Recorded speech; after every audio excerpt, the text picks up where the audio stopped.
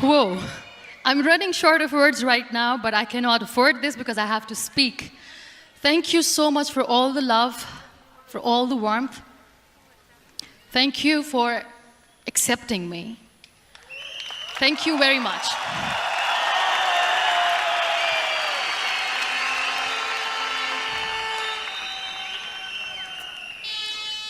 Well, I always start my talk with a disclaimer. And that disclaimer is that I've never claimed to be a motivational speaker. Yes, I do speak, but I feel more like a storyteller because wherever I go, I share a story with everyone. Well, it is a story of a woman whose perfectly imperfect life made her who and what she is today. It's the story of a woman who, in pursuit of her dreams and aspirations, made other people realize that if you think that your life is hard and you're giving up on that because you think your life is unfair, think again. Because when you think that way, you are being unfair to your own self. It's the story of a woman who made people realize that sometimes problems are not too big. We are too small because we cannot handle them.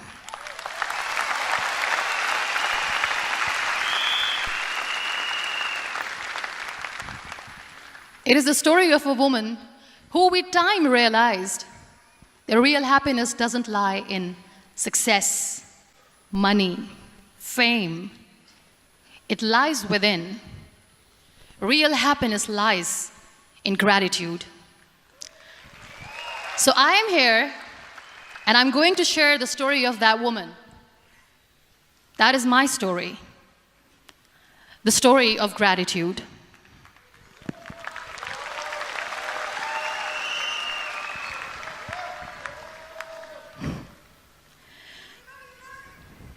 I love you too. I love you all. I believe in the power of words. Many people speak before they think. But I know the value of words. The words can make you, break you, they can heal your soul, they can damage you forever. So I always try to use the positive words in my life wherever I go. They call it adversity, I call it opportunity. They call it weakness, I call it strength. They call me disabled, I call myself differently abled. They see my disability. They see my disability, I see my ability. There are some incidents that happen in your life, and those incidents are so strong that they change your DNA. Those incidents or accidents are so strong that they break you physically. They deform your body, but they transform your soul.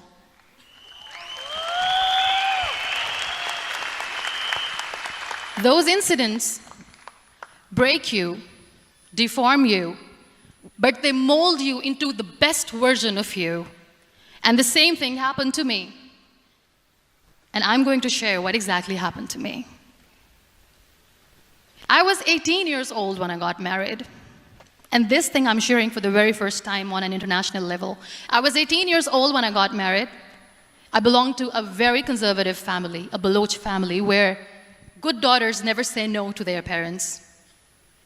My father wanted me to get married, and all I said was, if that makes you happy, I'll say yes. And of course, it was never a happy marriage. Just about after 2 years of getting married, about 9 years ago, I met a car accident. Somehow my husband fell asleep and the car fell in the ditch. He managed to jump out, saved himself. I'm happy for him. But I stayed inside the car and I sustained a lot of injuries. The list is a bit long. Don't get scared. I'm perfectly fine now. Radius ulna of my right arm were fractured. The wrist was fractured. Shoulder bone and collarbone were fractured. My whole rib cage got fractured. And because of the rib cage injury, lungs and liver were badly injured. I couldn't breathe. I lost urinary bowel control. That's why I have to wear the bag wherever I go. But that injury that changed me and my life completely as a person and my perception towards living my life was the spine injury. 3 vertebrae of my backbone were completely crushed, and I got paralyzed for the rest of my life. So this accident took place in a far-flung area in the outskirts of a very small province, Balochistan, where there was no first aid, no hospital, no ambulance. I was in the middle of nowhere in that toppled car. Many people came to rescue. They gave me CPR. They dragged me out of the car. And while they were dragging me out, I got the complete transection of my spinal cord. And now there was this debate going on. Should we keep it here? She's going to die. Where should we go? There is no ambulance. There was this 4-wheeler Jeep standing in the corner of the street. They said, put her in the back of the Jeep and take her to the hospital, which is 3 hours away from this place.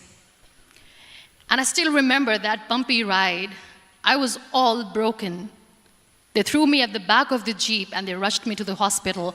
That is where I realized that my half body was fractured and half was paralyzed. I finally ended up in a hospital where I stayed for 2.5 months. I underwent multiple surgeries. Doctors have put a lot of titanium in my arm. There's a lot of titanium at my back to fix my back. That's why people in Pakistan call me the Iron Lady of Pakistan.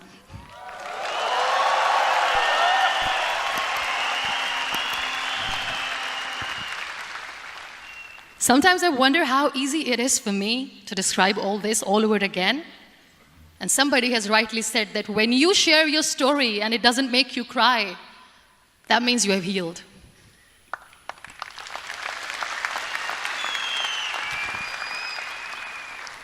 Those 2.5 months in the hospital were dreadful. I will not make up stories just to inspire you. I was at the verge of despair. One day, doctor came to me and he said, well, I heard that you wanted to be an artist, but you ended up being a housewife. I have a bad news for you.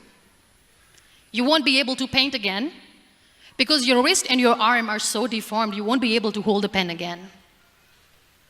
And I stayed quiet. Next day, doctor came to me and said, your spine injury is so bad, you won't be able to walk again. I took a deep breath and I said, it's all right. The very next day, doctor came to me and said, because of your spine injury and the fixation that you have in your back, you won't be able to give birth to a child again. That day, I was devastated. I still remember, I asked my mother, why me? And that is where I started to question my existence. Why am I even alive? What's the point of living? I cannot walk, I cannot paint, fine, I cannot be a mother. And we have this thing in our heads, being women, that we are incomplete without having children. I am going to be an incomplete woman for the rest of my life. What's the point? People are scared. They think I will get divorced. What is going to happen to me? Why me? Why am I alive? We all try to chase this tunnel. We all do this because we see light in the end of the tunnel, which keeps us going. My dear friends, in my situation, there was a tunnel that I had to roll on, but there was no light. And that is where I realized that the words have the power to heal the soul. My mother said to me, this too shall pass. God has a greater plan for you. I don't know what it is, but He surely has.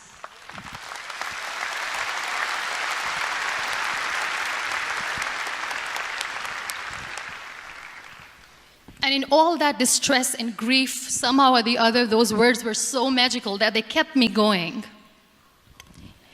I was trying to put that smile on my face all the time, was hiding. It was so hard to hide the pain, which was there.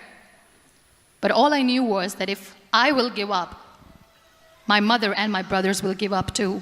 I cannot see them crying with me. So what kept me going was, one day I asked my brothers, I know I have a deformed hand, but I'm tired of looking at these white walls in the hospital and wearing these white scrubs. I'm getting tired of this. I want to add more colors to my life. I want to do something. Bring me some colors. Bring me some small canvas. I want to paint. So the very first painting I made was on my deathbed, where I painted for the very first time. It was not just an art piece or just my passion. It was my therapy. What an amazing therapy it was. Without uttering a single word, I could paint my heart out. I could share my story. People used to come and say, what lovely painting, so much color. Nobody could see the grief in it. Only I could. So that's how I spent 2.5 months in my hospital, crying, never complaining or whining, but painting. And then I was discharged, and I went back home. And I went back home, and I realized that I have developed a lot of pressure ulcers on my back and on my hip bone. I was unable to sit. There were a lot of infections in my body, a lot of allergies. So doctors wanted me to lie down on the bed straight for not 6 months, for not 1 year, for 2 years. I was bedridden, confined in that one room, looking outside the window, listening to the birds chirping, and thinking maybe there will be a time when we'll be going out with the family and enjoying the nature. That was the time where I realized how lucky people are, but they don't realize. That is the time where I realized that the day I'm going to sit, I'm going to share this pain with everyone to make them realize how blessed they are, and they don't even consider them lucky. There are always turning points in your life. There was a rebirth day that I celebrated. After 2 years and 2.5 months, when I was able to sit on a wheelchair, that was the day when I had the rebirth. I was a completely different person. I still remember the day I sat on the wheelchair for the first time, knowing that I'm never going to leave this, knowing that I won't be able to walk for the rest of my life. I saw myself in the mirror, and I talked to myself. And I still remember what I said. I cannot wait for a miracle to come and make me walk. I cannot sit in the corner of the room crying, cribbing, and begging for mercy because nobody has time. So I have to accept myself the way I am. The sooner, the better. So I applied the lip color for the first time.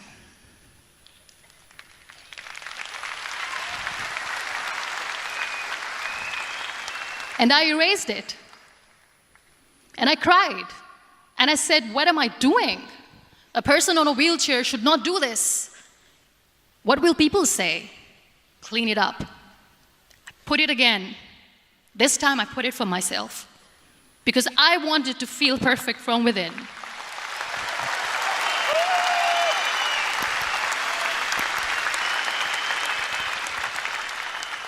And that day I decided that I'm going to live life for myself.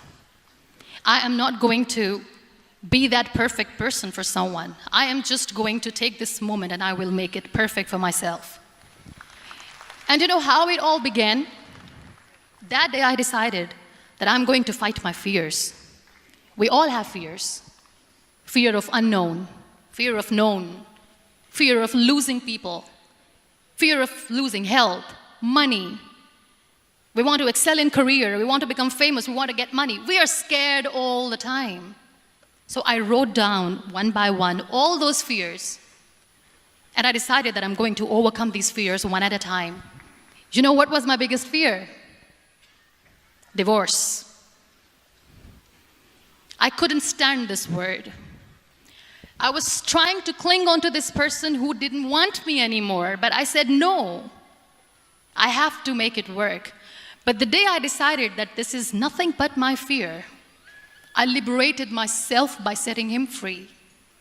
And I made myself emotionally so strong that the day I got the news that he's getting married, I sent him a text that I'm so happy for you and I wish you all the best. And he knows that I pray for him today.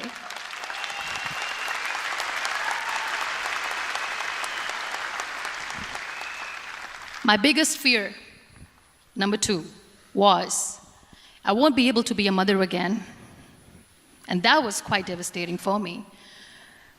But then I realized there are so many children in the world, all they want is acceptance. So there is no point of crying, just go and adopt one. And that's what I did.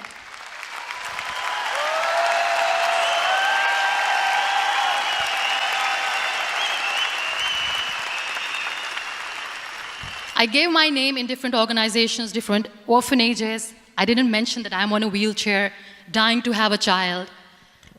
So I just told them that this is Muniba Mazari and she wants to adopt a boy or girl, whatsoever, but I want to adopt a kid. And I waited patiently. 2 years later, I got this call from a very small city in Pakistan. I got a call and they said, "Are you Muniba Mazari? There is a baby boy and would you like to adopt?" And when I say yes, I could literally feel the labor pain. I said, yes, yes, I am going to adopt him. I am coming to take him home.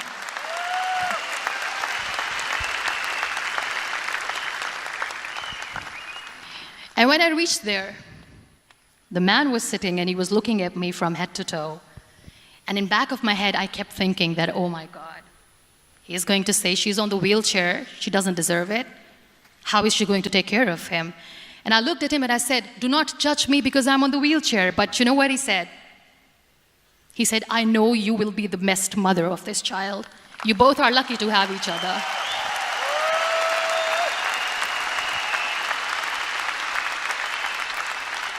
And that day, that was 2 days old, and today he's 6.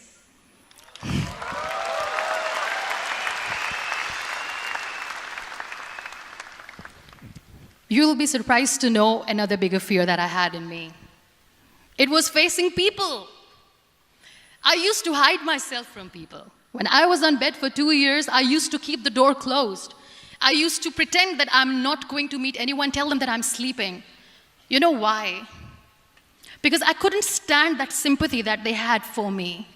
They used to treat me like a patient. When I used to smile, they used to look at me and say that, you're smiling, are you okay? I was tired of this question being asked, are you sick? Well, a lady yesterday at the airport asked me, are you sick? And I said, well, besides the spinal cord injury, I'm fine, I guess.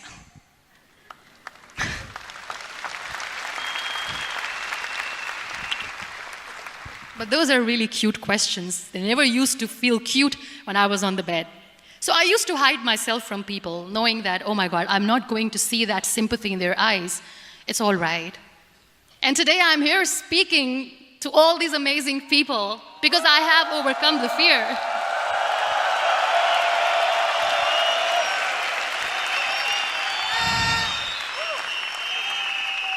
You know, when you end up being on the wheelchair, what's the most painful thing? That's another fear that people on the wheelchair or the people who are differently abled have in their hearts, but they never share. I'll share that with you. The lack of acceptance.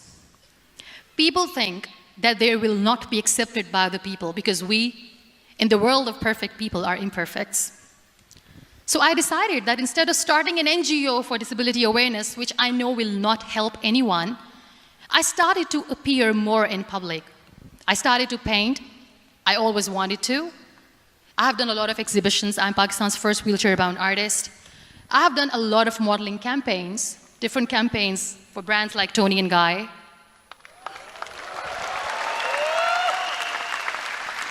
I have done some really funny, breaking the barriers kind of modeling. There was this one by the name Clown Town where I became a clown because I know that clowns have hearts too. And then I also decided that if I really want to make the difference, I am not going to let people use me for their polio campaigns where they will make you a victim and an emblem of misery and mercy and will say that, you know what, give polio drops to your children or they'll become like this girl. I decided that I'm going to join the national TV of Pakistan as an anchor person. And I've been doing a lot of shows for the last 3 years.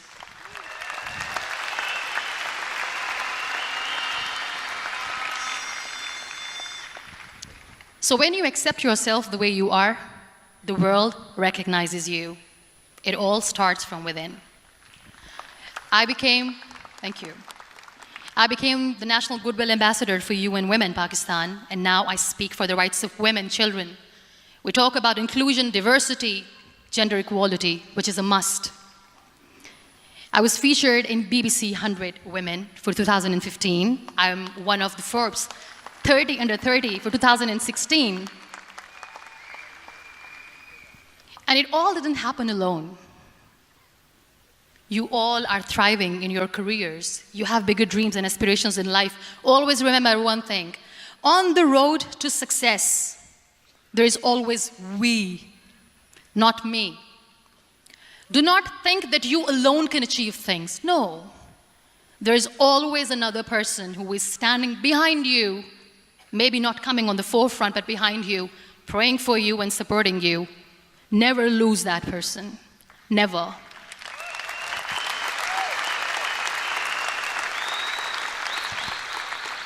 No matter how much I say that I couldn't find a hero, so I became one, I still want to recognize those 3 people in my life who literally changed my life completely, and I get inspiration from them every single day. Waleed Khan. Many people know about the terrorist attacks in Pakistan. We have lost many people. And I'm sharing this with a very heavy heart because we actually have lost a lot of people in this huge turmoil of terrorism. These people are barbarians. They do not see people. They're even worse than animals. They have killed people in mosques. They have killed people in churches, temples, even in schools. There was this terrorist attack in Army Public School, Peshawar, where these terrorists entered in an examination hall and they killed our children. And in that attack, that day, this beautiful boy, Waleed Khan, who was my hero, my real life hero, was the proctor who was taking care of the students, was keeping an eye on the students. Those barbarians shot him 3 times in the face, 5 times on his body, and he fell down. I was asked to give a talk in the school after a week of that terrorist attack. With a very heavy heart, I went there and I spoke. We sang a few national songs. I thought that maybe I've done my part, but deep inside, it was killing me. I could see children injured. I could see children sitting on the wheelchairs, looking at me, wondering, what next? What was our fault? Just because we were here to give examination, we have been shot. So many people, so many children lost their friends. Their classrooms were empty. The next day they went to the classroom. So this kid, Waleed Khan, I was asked that he is in a hospital right now, and you have to go and see him and motivate him and tell him that it's going to be okay. And when I saw Waleed Khan coming on the wheelchair for the first time in front of me, face was all deformed. His leg was fractured, his arm was fractured. He couldn't talk, he lost his teeth. He cannot sneeze, he cannot smell. He cannot eat. And I kept thinking, what should I say? That everything is going to be all right? No, nothing is all right. And while I was juggling with the words, what to say, what not to say, this beautiful child, Waleed Khan, came to me and he said, "Are you Muniba Mazari?" I said, "Yes." He said, "Baji, let's take a selfie."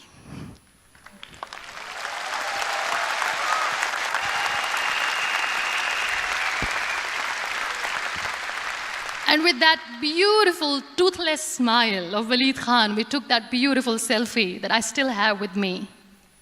I don't share that here because he was in a very bad shape that time. And that is where I realized that when I was thinking too much about his deformities, he's happy with himself. He doesn't even care. Because today he goes in the same school, and when somebody asks him that what happened to your face, why so many scars, you know what he says? "These scars are my medals and I wear them with pride."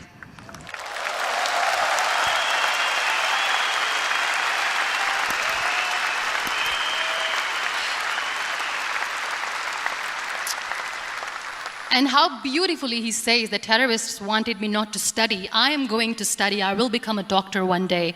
And this is my way of taking revenge from those terrorists. Another real-life hero, of course, my son. His name is Nile, N-I-L-E, River Nile. I learned so much from this kid. The first and foremost thing is patience. How to be patient when you know that your mother cannot walk, when you know that your mother is different from the other women, when you know that your mother cannot go out and play with you, how to stay calm.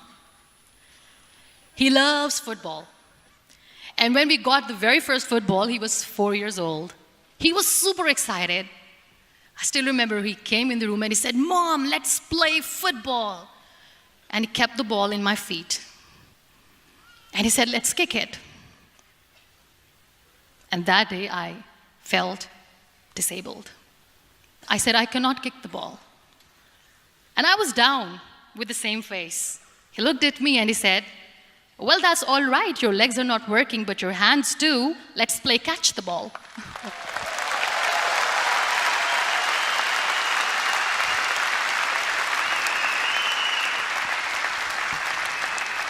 You know what? That day he made me realize that when you think your glass is half empty, come on, your glass is half full. It's all in here and here. Last but not least, the woman who made me realize that heroes have no gender. The woman who believed in me even when I was completely at the verge of despair, where everybody left, she was there. And every time I looked at her, without saying anything, she used to look at me and said, "This too shall pass.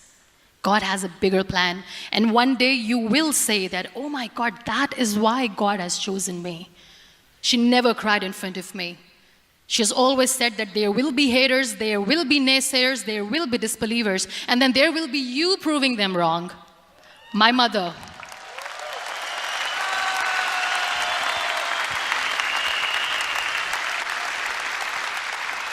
Whatever I am today, I'm nothing without her. I'm nothing without her. Thank you, Mama. I wish you were here. Thank you for making me who I am today.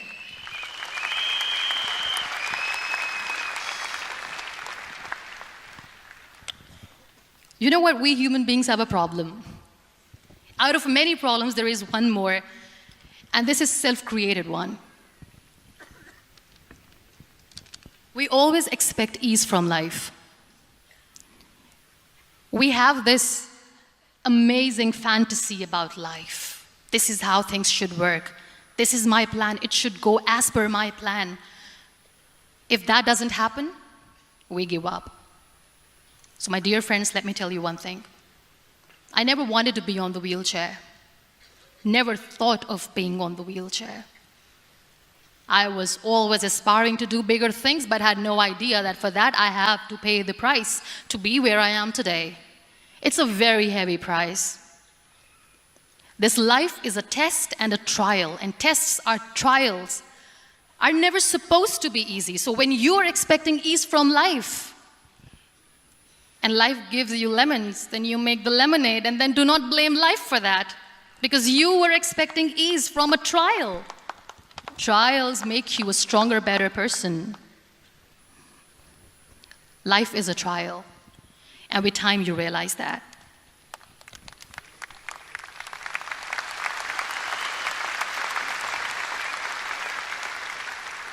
It is okay to be scared.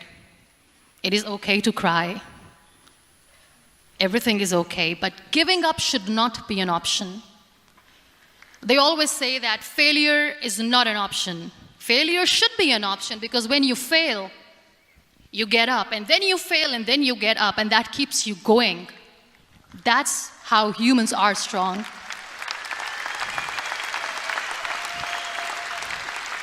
Failure is an option, should be an option, but giving up is not.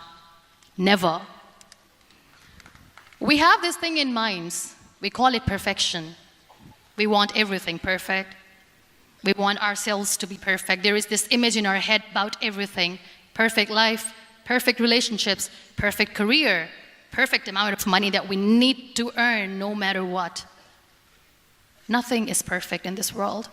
We all are perfectly imperfect, and that is perfectly all right. That's all right. We were sent here not to become the perfect people. Those people who tell you how to look perfect, even those people are imperfect. Trying to fight this fear of looking imperfect. I used to be perfect. I still remember.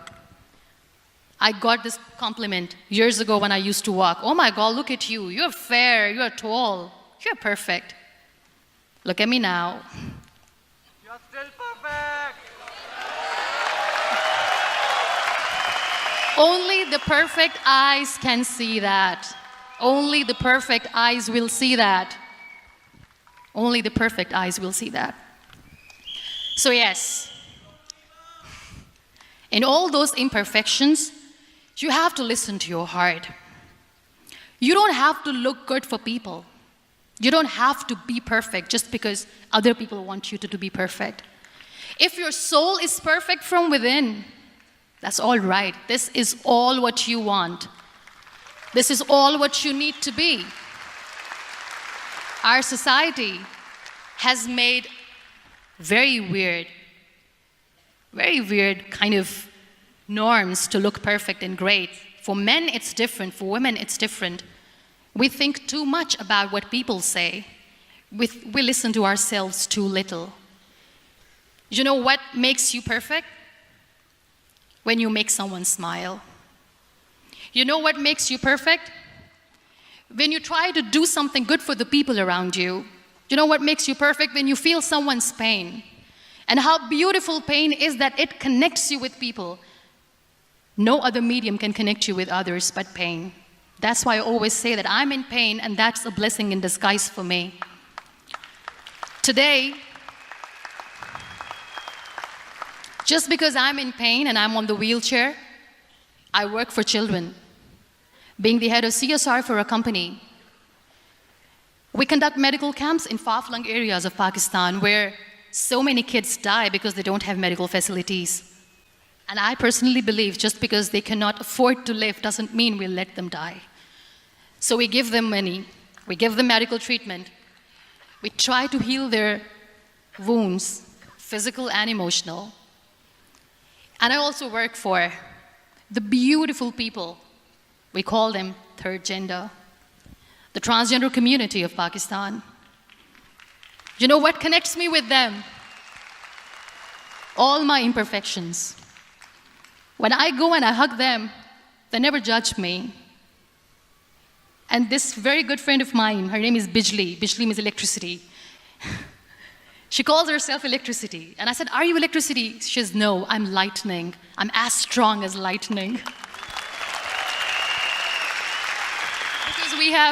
Because we have very bad power outage, so she doesn't want me to call her electricity. So she says, I am very strong. I'm thunder, I'm lightning. She came to me, and the first time I hugged her, she said, you are just like me. And I said, yes, I am like you. Because to people, we are so imperfect. So how beautiful these imperfections are, that because of these imperfections, you can connect with people. Then why are we all running after being perfect? What's the point?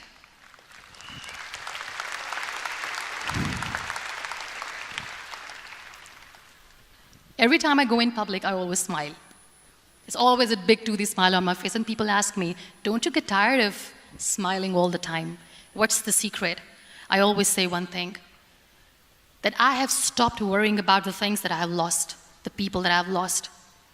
Things and people who were meant to be with me are with me. And sometimes, somebody's absence makes you a better person. Cherish their absence. It's always a blessing in disguise. I always say that people are so lucky they don't even realize. You must be thinking, okay, you're lucky in what sense? Well, the breath that you just took was a blessing. Embrace it.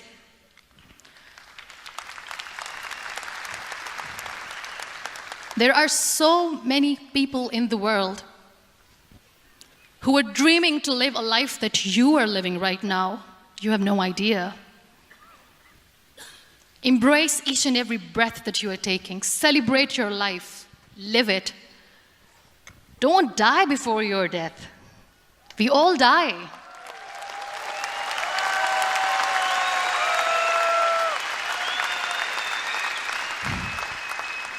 We live this one routine of a day for 75 years and we call it life. No, that's not life. If you're still thinking why you have been sent here, if you're still juggling with the concept of why you are here, you haven't lived yet. You work hard, you make money, you do it for yourself. That's not life. You go out, you seek for people who need your help, you make their lives better. You become that sponge which can absorb all the negativity, and you become that person who can emit beautiful, positive vibes. And when you realize that you have changed someone's life, and because of you, this person didn't give up, that is the day when you live. Always.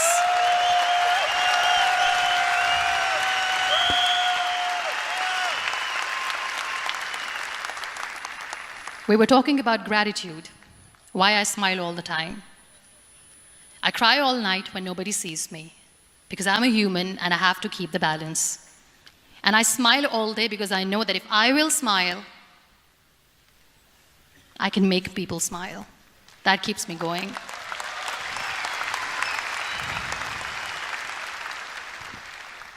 Be grateful for what you have, and you will always, always end up having more.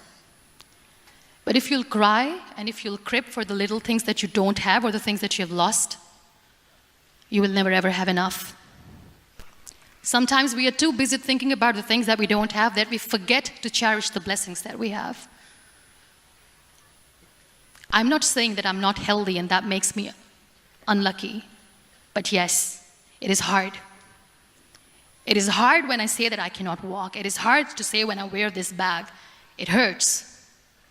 But I have to keep going, because never giving up is the way to live, always.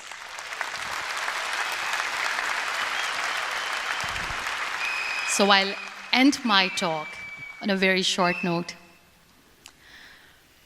Live your life fully. Accept yourself the way you are. Be kind to yourself. Be kind to yourself. I'll repeat, be kind to yourself, and only then you can be kind to others. Love yourself and spread that love. Life will be hard. There will be turmoils, there will be trials, but that will only make you stronger. Never give up. The real happiness doesn't lie in money or success or fame. I have this all, I never wanted this. Real happiness lies in gratitude.